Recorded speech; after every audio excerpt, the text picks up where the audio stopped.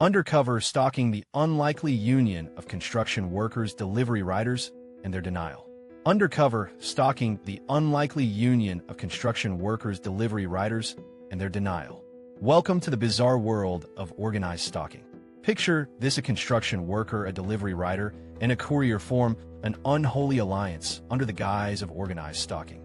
They think they share a special relationship with their unsuspecting victim who couldn't care less about their existence. We're just here for support.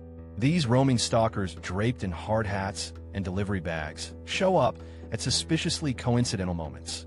As the victim goes about their day, they cheerfully whisper insults like it's an artisanal coffee order gone wrong. Imagine their delusion, thinking that this is a charming way to express their affections. The bizarre hall of fame of organized stalking. Scene 1: the delivery dilemma. Our beleaguered victim orders a pizza. Surprised, the delivery guy shows up decked out like he's on a secret mission, shouting unsolicited commentary.